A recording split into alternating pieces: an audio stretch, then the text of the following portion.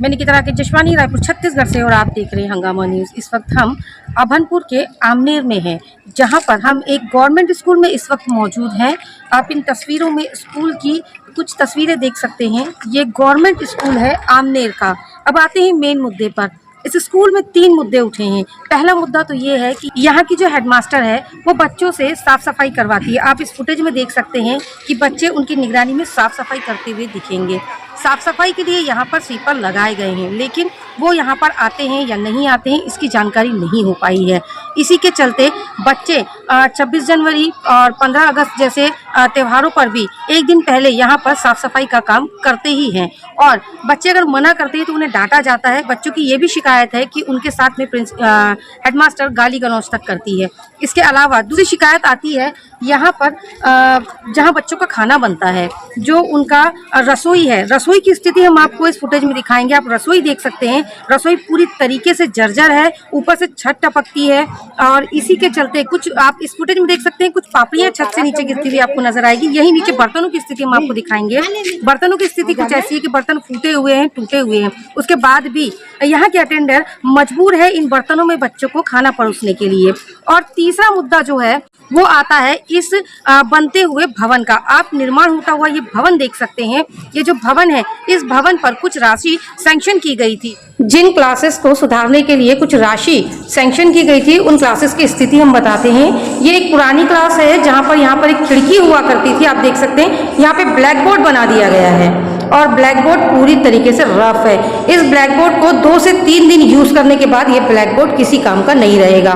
वहीं पर इसके जस्ट सामने में एक दीवार है, यहाँ पर भी एक खिड़की हुआ करती थी, उस खिड़की को भी बंद कर दिया गया है, और सेम वैसा ही एक बड़ा सा ब्लैक बोर्ड यहाँ भी खड़ा किया गया है। लेकिन ये ब्लैक बोर्ड सेम वैसे ही बनाया गया है, ये पूरा रफ बनाया गया है। 2 से 3 यूज करने के बाद में इस ब्लैक बोर्ड का उम्र खत्म हो जाएगा। वहीं पर कुछ तस्वीरें हम आपको दिखाते हैं। ये फ्लोरिंग की गई है। फ्लोरिंग की तस्वीर आप देख सकते हैं। फ्लोरिंग में सिर्फ और सिर्फ मिट्टी और धूल दिख रही है, और उसके ऊपर में एक पतली लेयर आपको यहाँ पर सीमेंट की दिखेगी, जो धीरे धीरे निकलती हुई आ रही है। इसके अलावा ये पहले रफ था। जब ग्रामीणों ने इनसे कहा तो उसके बाद आप देख सकते हैं यहाँ पर, उसके बाद इस पर थोड़ा थोड़ा प्लास्टर लगाकर इसे थोड़ा सही करने की कोशिश की गई थी, लेकिन उसके बाद भी ये पूरी तरीके से सही नहीं हुआ है। तो ये धांधली की गई है यहाँ पर इसे दुरुस्त करने के नाम पर। यहाँ पर हमारे साथ गांव के उप सरपंच मौजूद है, पूर्व उप सरपंच भी यहाँ पर हमारे साथ मौजूद है, और उसके अलावा कुछ ग्रामीण जिनके बच्चे यहाँ पढ़ते हैं वो हमारे साथ मौजूद है। आइए इन तीनों मुद्दों पर उनसे बातचीत करने की कोशिश करते हैं। सर, आप सरपंच है, उप सरपंच है यहाँ पर। आप किस नजरिए से देख रहे हैं इस स्कूल को और इसकी व्यवस्थाओं को? व्यवस्था तो यहाँ पे लचर है, और इससे पूर्व तो अच्छा ही था, लेकिन ये अपने जो प्रधान पार्टी का आई है उसके बाद तो बहुत ही ज़्यादा खराब है। ये कब से आई है, कितना साल हुआ? ये उनका 22 2022 में आई है। 1.5 साल से मैंने यहाँ पे है, और तब से अभी तक के मैंने ये 2 शिफ्टों में स्कूल जब से चालू हुआ है, बच्चे और ज़्यादा घूमने फिरने लग गए। और इस विषय पे हमने अधिकारियों को भी, और यहाँ पे भवन की कमी थी तो भवन जीर्णोद्धार के लिए 1 साल से काम चल रहा है, अभी तक के पूर्णता की ओर नहीं है, और भवन आधी अधूरी है। और मिडिल स्कूल के लिए भी भवन जो है, उस भवन का टेंडर तो हुआ है, और ठेकेदार से बात करने पे पता हुआ चला कि उनको अभी 1 किस्त की राशि प्राप्त हुई है, जबकि भवन लगभग पूर्णतया निर्मित है। वहाँ बिजली और फिनिशिंग की बस काम बाकी।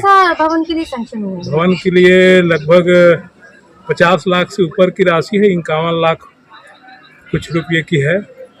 एकदम एग्जैक्ट तो मुझे 50 लाख से ऊपर की हाँ, राशि 50 लाख से ऊपर की राशि सैंक्शन हुई है, जिसमें 5 कमरा नया और एक पुराने बिल्डिंग की जीर्णोद्धार का है। वहाँ पे भी काम अभी चल रहा है, लेकिन उनको अतिशीघ्र करने के लिए हम लोगों के द्वारा और पंचायत के द्वारा निर्देशित किया गया था, मगर वो अपनी राशि अभाव को भी अपना कारण बताया। और प्राइमरी स्कूल का कार्य भी लगभग पूर्ण हो चुका है, लेकिन बिजली का काम और फ्लोरिंग का काम पूरा नहीं हुआ है। जो किया है बहुत घटिया स्तर का है, और बीच में वहाँ पे 4 खिड़कियाँ थी तो 2 बंद कर दिए, 2 ही खुला है। पीछे में कुछ गड्ढे बने हुए हैं, वो गड्ढे बनने का कारण क्या है? गड्ढे वाटर हार्वेस्टिंग के लिए पूछने पे पता चला कि वाटर हार्वेस्टिंग के लिए खुदा है, लेकिन अभी तक के उसका काम अपूर्ण है। मैंने भी देखा और जिस दिन देखा उसी दिन मना किया। या तो इसको तुरंत बनवाया जाए, अगर स्कूल के माध्यम से है तो आप लोग बनवाइए, पंचायत से माध्यम से है तो पंचायत बनाए। तो आपको क्या जवाब मिला? तो बोले पंचायत के माध्यम से ये खुदा है, पंचायत से बनना है। और सरपंच जी से भी इस संबंध में मेरी बात ठीक से नहीं हो पाई है, लेकिन पंचायत के सारे पंचों के बीच में उन लोगों ने बताया कि ये वाटर हार्वेस्टिंग के लिए है और गड्ढे जानलेवा है, उसको अभी तक बन जाना चाहिए था। और क्यों नहीं बना है इस विषय पे सरपंच जी बताएंगे। आपने कोई कंप्लेन यहाँ से की है? इन लोगों की कंप्लेंट तो हुई थी और कंप्लेंट का जांच भी हुआ है। जांच रिपोर्ट में जांच अधिकारी ने प्रधान पाठिका को पूर्णतया गलत बताया, लेकिन अभी तक के इसमें कोई कार्रवाई नहीं हुई है। ठीक, अपना परिचय। मैं उप सरपंच आदर्श ग्राम पंचायत आमनेर। इसी कड़ी में हमारे साथ कुछ लोग और भी मौजूद हैं जो यहाँ के स्थानीय लोग हैं। एक बात और बोलना चाहूँगी, हमने जब बच्चों की क्लासेस में जाकर के उनसे पढ़ाई के बारे में पूछा तो वहाँ हमें सीधे सीधे ये पता चला कि बच्चों को ABCD भी पूरी नहीं आती है, उन्हें अनाराम भी पूरा नहीं आता है, इवन उन्हें 10 से ऊपर में इंग्लिश में गिनती भी नहीं आती है। और जहाँ तक बात है एजुकेशन की, तो एजुकेशन बच्चों के विकास की पहली सीढ़ी होती है और वही एजुकेशन, वही पहली सीढ़ी यहाँ पर इस स्कूल में हमें टूटी हुई नज़र आई है। बच्चों को एजुकेशन के बारे में कुछ भी नहीं पता है, उन्हें अपने क्लास टीचर का नाम तक सही तरीके से नहीं मालूम है। सर, क्या शिकायतें हैं आपकी? यहाँ पे स्कूल शिक्षा विभाग में भी क्या है, पढ़ाई अच्छे से नहीं हो पा रही। बच्चे लोग तो देख ही रहे हैं, आए हैं और विगत कुछ दिन से शिकायत भी मिली है ग्रामीणों के तहत कि भाई बच्चे लोग से सफाई कराते हैं यहाँ पर जो मैडम है करके। और सबसे बड़ी बात है कि भाई बच्चे का, उनका भविष्य का सवाल है, उनका है। जब प्रार्थना में सभी बच्चे हैं तो उनको बुलाकर मैडम समक्ष खड़े होकर सफाई करवा दी है। तो क्या उन बच्चे को प्रार्थना करने का, PT करने का उनका नहीं है क्या हक कि भाई उनको अपना भी करे? तो ये बहुत दिक्कत की बात है। ठीक, इसके अलावा और कोई समस्या? और वही भवन का है समस्या है कि 2 पाली में स्कूल लग रही है, सुबह करके बच्चे सुबह आ जाते हैं, कभी बच्चे लेट में आ आप रहे लोगों का हैं। कहना ये आता है कि जी। जो 2 शिफ्ट में लग रहा है उसे एक शिफ्ट में लगाया जाए 10 बजे से। जी 10 बजे से लगाया जाए, ताकि बच्चे सुबह से जाने के बाद अपना फिर कहीं कहीं खेल रहे हैं, सुबह पढ़ाई भी नहीं हो पा रही, बच्चे लेट आ रहे हैं। कोई बच्चा 8 बजे स्कूल लगता है तो 8:30 बजे तक आते हैं, कोई 9 बजे तक आता है, फिर खाना छुट्टी हो जाती है, 1 घंटा घूमते फिर छुट्टी हो जाता है। जी, मेरा नाम संजय सोनी है, मैं साला विकास समिति का अध्यक्ष हूँ। मैडम पर जांच कमेटी बैठती है, लेकिन उसके बाद भी उस कमेटी से कोई रिजल्ट नहीं आता। मतलब हम ये सोच सकते हैं, हमारी सोच यहाँ तक जा सकती है कि मैडम का कनेक्शन कहीं ना कहीं उच्च अधिकारियों से होगा, तभी उन पर कोई भी जांच होने के बाद भी अभी कोई रिजल्ट हमें नहीं मिला है। आइए कुछ लोगों से और जुड़ते हैं और जानने की कोशिश करते हैं। सर, क्या समस्या? अभी ये समस्या है कि बच्चे लोग का जो पढ़ाई 2 शिफ्ट में लग रहा है, एक शिफ्ट 8 से 11 और दूसरा शिफ्ट 12 से 4 बजे तक। इसमें बच्चे लोगों का पूर्ण पढ़ाई प्रभावित हो रहा है। इसमें किसी पंचायत को भी बोले हैं कि किसी बिल्डिंग को हैंड ओवर करके उसको BRC BO को भी इतना सूचना मिल चुका है, उसके बाद भी कोई कार्रवाई नहीं किया है अभी तक। इस कारण से बच्चे का पढ़ाई नुकसान हो रहा है। और जो मैडम जो साफ़ सफाई कराते हैं करके इसका शिकायत आया है, वीडियो वायरल भी हुआ है, जो गलत है, क्योंकि यहाँ पर अंशकालीन स्वीपर नियुक्ति की है शासन ने। जहाँ नहीं होता तो अलग बात था।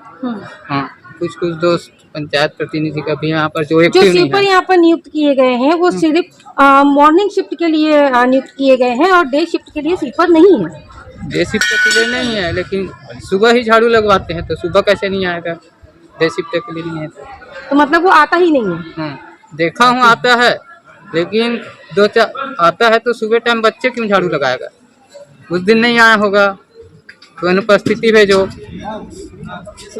और कोई समस्या? और कोई समस्या नहीं है। मेरा नाम ओम प्रकाश जोशी, सरपंच एवं ग्रामीण, मेरे बच्चे पढ़ते हैं। और दूसरा समस्या भी है इसका कि जिसका बच्चा नहीं पढ़ता है उसको स्कूल में सदस्य बनाया गया है शाला विकास समिति का, और जो इसका एक्टिव है, बोल बाल करता है, उसको हटा दिया गया है, अपने मर्जी से नियुक्ति किया है। और पूछने पर अधिकारी लोग का नाम लेते हैं, अधिकारी के हिसाब से चलता हूँ। क्या अधिकारी के हिसाब से चलते हैं? सर्व गलती पाया गया है उसको अधिकारी द्वारा, उमेश्वरी गायकवाड़। इसके अलावा भी इस स्कूल में काफ़ी ऐसी प्रॉब्लम्स है जिनसे हम आपको रूबरू करवाने की कोशिश करते हैं। आप इस फुटेज में टॉयलेट को देख सकते हैं। टॉयलेट की स्थिति आप यहाँ पर देखिए, टॉयलेट पूरी तरीके से जाम आपको नजर आएगा।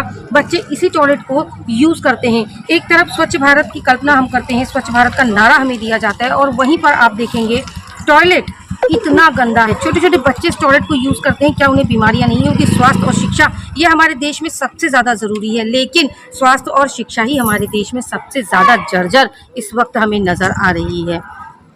आगे की खबरों के लिए बने रहें हमारे साथ और देखते रहिए हंगामा न्यूज़।